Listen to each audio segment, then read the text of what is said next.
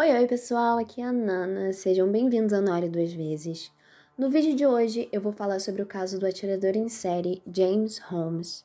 Ele realizou um massacre, conhecido como Massacre de Aurora, que aconteceu no ano de 2012, quando ele entrou numa sessão do filme do Batman e começou a atirar contra as pessoas, alegando que era o Coringa. E por incrível que pareça, eu já fiz um vídeo sobre a chacina de Aurora, que foi outra tragédia que aconteceu nessa mesma cidade, coincidentemente, né? Mas eu vou deixar o vídeo aqui nos cards, caso vocês tenham interesse em assistir esse vídeo depois, e também na descrição. Mas antes de falar sobre essa tragédia que aconteceu no cinema, eu quero pedir para vocês deixarem um like nesse vídeo, se inscreverem no canal e ativarem o sininho das notificações para não perder nenhum caso novo que eu postar aqui. Então, vamos lá. O James Egan Holmes, ele nasceu no dia 13 de dezembro de 1987 em San Diego, na Califórnia. Algumas fontes dizem que ele foi adotado e outras não falam absolutamente nada sobre, mas isso aqui não tem muita relevância, então eu só queria deixar claro que talvez ele tenha sido adotado. O pai dele era um cientista e matemático e a mãe era uma enfermeira. E os dois criaram o James e também uma irmã dele, a única irmã dele. E assim, era uma família aparentemente bem estruturada e ele foi muito bem tratado pelos pais e pela família. E ele cresceu sendo um aluno, assim, para dizer no mínimo, brilhante. Eu fui lendo as matérias, os artigos sobre ele e assim, ele era brilhante para dizer no mínimo. Apesar das notas super altas e também na habilidade que ele tinha com os esportes, porque ele também era muito bom nisso, e aparentava ser uma criança tranquila, apesar disso, ele tentou suicídio aos 11 anos de idade. E aparentemente conseguiu contornar isso na adolescência dele e se formou no ensino médio em 2006. E 4 anos depois, em 2010, ele conclui a faculdade de medicina como um dos primeiros da sua turma. Em 2011, ele iniciou seu PhD em neurociência, mas no ano seguinte, sem motivo algum, ele fecha o curso. Um mês depois, no dia 20 de julho de 2012, o James ele compra um ingresso para assistir o filme Batman, o Cavaleiro das Trevas Ressurge. E depois de assistir por 40 minutos, ele sai pela porta de emergência da sala, que por sinal estava lotada de gente, e ele vai até o seu carro no estacionamento. Lá ele veste um colete à prova de balas, uma máscara de gás e ele pega vários equipamentos de artilharia. Ele volta para a sala, mais ou menos 00:30, 00:40. Era uma sessão que terminaria de madrugada e ele lança 2 granadas de fumaça no meio das pessoas.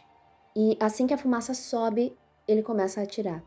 Ele tinha 2 pistolas Glock, uma espingarda e um rifle de assalto. E, a princípio, as pessoas elas achavam que os sons dos tiros estavam vindo do filme, das cenas de ação do filme. E foi só quando as pessoas viram que as outras estavam sendo gravemente feridas que elas perceberam que não, aquilo era real e todo mundo entrou em pânico. E o James, ele tinha conseguido todas essas armas simplesmente encomendando elas. Elas chegaram pelo correio, porque nos Estados Unidos qualquer pessoa pode ter uma arma, porque lá o comércio e porte de armas é legalizado. Então qualquer civil pode conseguir armamentos. Segundo as vítimas sobreviventes, o James ele não expressava emoção alguma enquanto ele matava as pessoas. Inclusive, depois de atirar por um tempo, ele sai da sala e começa a alvejar as pessoas que estavam tentando escapar pelo estacionamento. E ele tinha levado com ele 6.000 cartuchos de bala. Então, assim, em 2 minutos, ele conseguiu ferir 58 pessoas e matar 12. Entre as vítimas fatais tinha uma garotinha de 6 anos de idade. O James ele foi mobilizado pela polícia, não demorou muito, foram poucos minutos depois. Todo esse pesadelo durou muito pouco tempo. Segundo os policiais que capturaram ele dizia repetidamente que era o Coringa. E talvez ele tenha realmente se inspirado no personagem, porque um fato que intrigou todo mundo foi que ele tinha pintado o cabelo de laranja poucos dias antes do crime. E o Coringa tem cabelo colorido, todo mundo já sabe disso.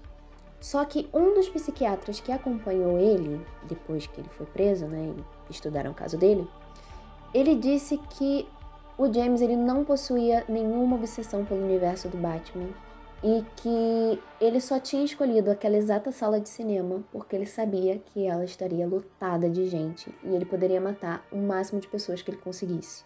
Como se não bastasse, ele tinha também preparado uma armadilha para os policiais que foram investigar a casa dele. Quando eles chegaram lá, eles se depararam com uma bomba que poderia explodir a qualquer momento. E aí eles tiveram que chamar um esquadrão antibombas, que felizmente conseguiu desativar tudo e eles conseguiram averiguar todos os pertences, todos os bens pessoais do James para ver se eles conseguiam encontrar alguma coisa, algum motivo pelo menos. No computador dele, a polícia encontrou vários arquivos que detalhavam o massacre, inclusive as plantas do prédio onde ficava o cinema, então ele sabia todas as saídas. O crime não só havia sido premeditado, como o James planejou tudo durante 4 meses e o massacre não foi resultado de um surto psicótico ou nada do tipo. O James, ele inclusive confessou que ele tinha pensado em realizar o tiroteio em um aeroporto, mas além de ter muita segurança lá, ele achou que passaria uma mensagem errada e que as pessoas achariam que era um ato terrorista, e um ato terrorista quer passar alguma mensagem. E o terrorismo não era mensagem para ele. Ele mesmo disse que a mensagem é que não havia mensagem. Ele só queria matar por matar. Ele também chegou a enviar um pacote para o psiquiatra dele, que continha todos os seus pensamentos e todo o plano que ele seguiu. E ele enviou esse pacote horas antes dele fazer o atentado. Só que assim, esse pacote nunca chegou nas mãos do psiquiatra a tempo, então ele não pôde avisar. Outra coisa que aconteceu foi que antes do tiroteio, ele ligou para uma linha direta de crise de saúde mental, na esperança de que alguém convencesse ele de não fazer aquilo.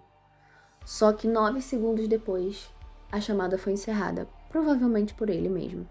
O James Holmes, ele ficou preso durante todo o tempo que ele esperou o julgamento, que ocorreu no ano seguinte, em 2013.